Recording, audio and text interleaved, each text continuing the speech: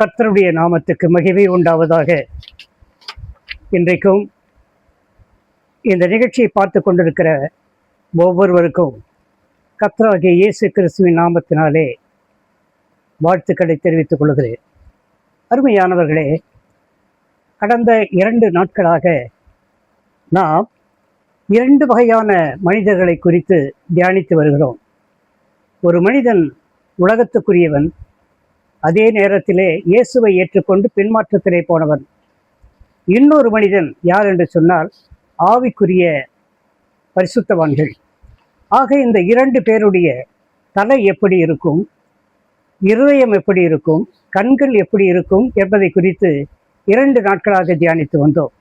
இன்றைக்கு அதை அடுத்து பார்த்தீர்கள், 3ஆவதாக நாம் பார்க்க இருப்பது உலக மனிதனின் அதே நேரத்திலே பின்மாற்றத்திலே போனவனுடைய வாய், அவனுடைய வாய் எப்படி இருக்கும். அதே போல ஆவிக்குரிய மனிதன், ஒரு பரிசுத்தவானுடைய வாயிலிருந்து வரக்கூடிய வார்த்தைகள் எப்படி இருக்கும் என்பதை குறித்து தியானிக்க இருக்கிறோம்.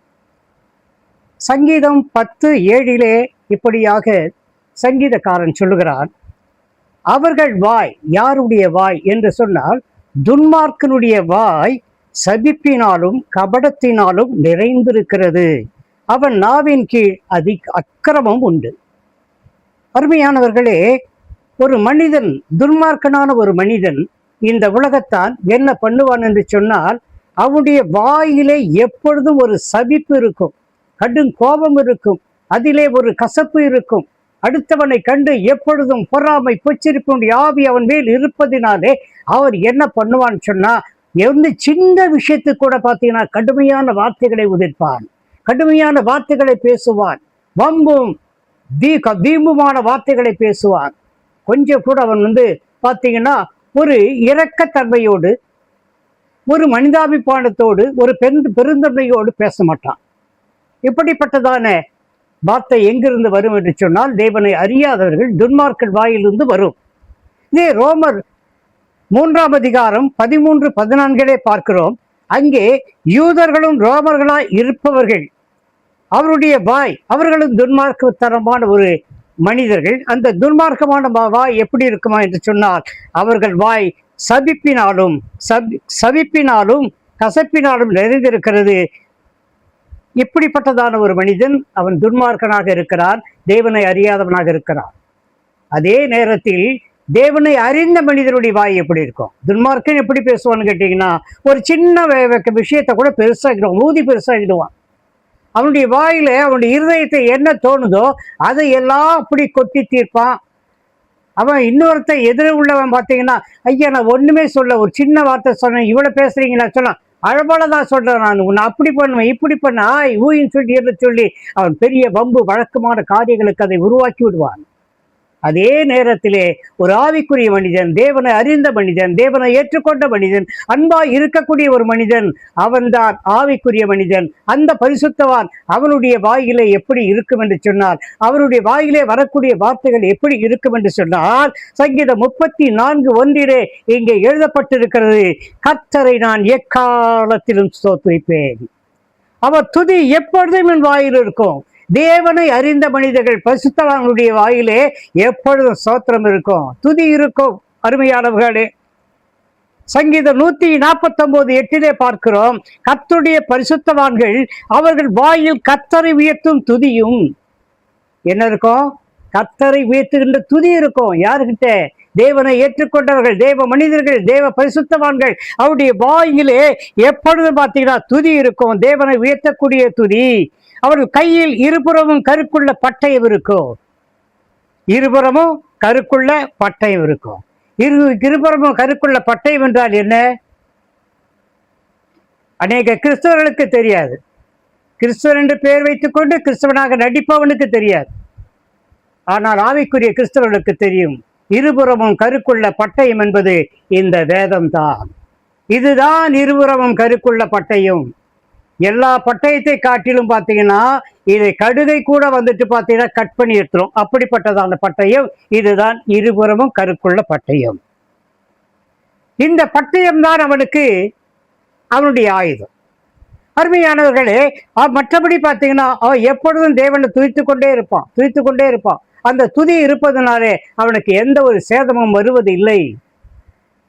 நான் ரட்சிக்கப்பட்ட நாட்களிலே ஒரு 52 வருஷங்களுக்கு முன்பாக, 54 வருஷம் கூட இருக்கும், 52 வருஷங்களுக்கு முன்பாக நான் ஆரம்ப காலத்தில் அநேக புத்தகங்களை வாசிப்பதுண்டு. இன்று வரையிலும் அந்த பழக்கம் இருக்கிறது.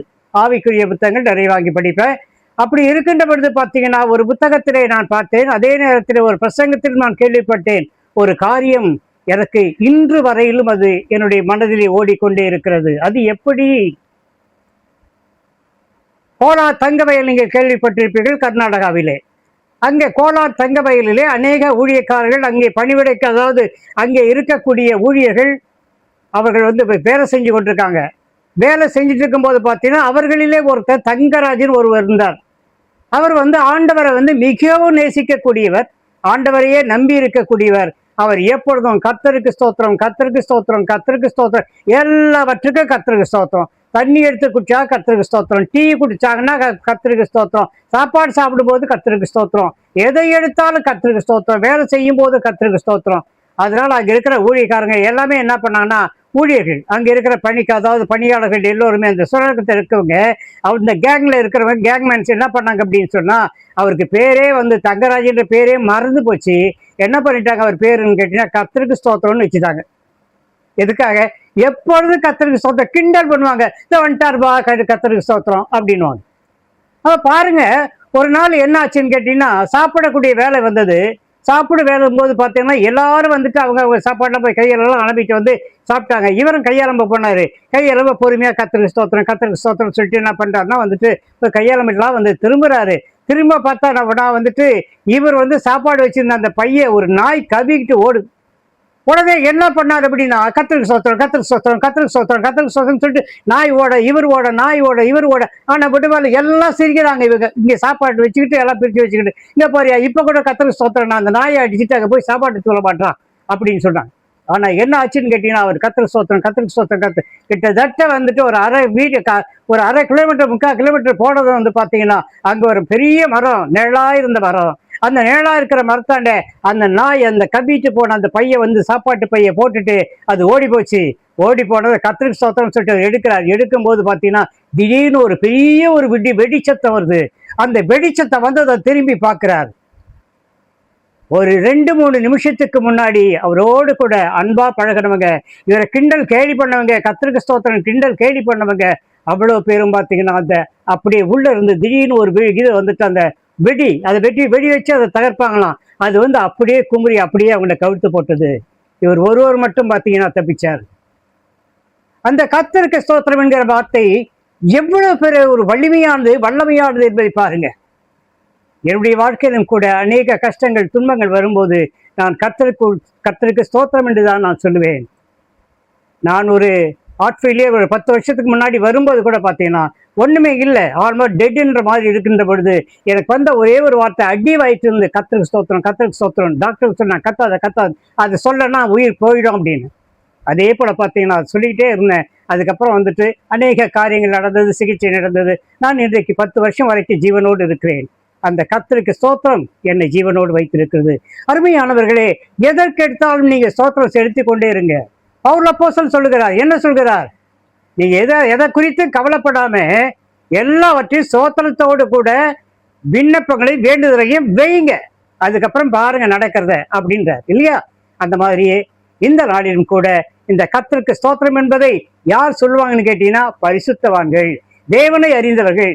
தேவனை அறிந்தவருடைய வாயில இருந்து ஸ்தோத்திரம் தான் வரும், துதி தான் வரும், அவரை உயர்த்துகின்ற துதி வரும். அந்த துதி இன்றைக்கு உங்கள் வாழ்க்கையிலும் உங்கள் வாயிலிருந்து வர வேண்டும். என் வாயிலிருந்து வந்த துதி வருகிறது. கர்த்தருடைய நாமத்துக்கு மகிமை உண்டாவதாக.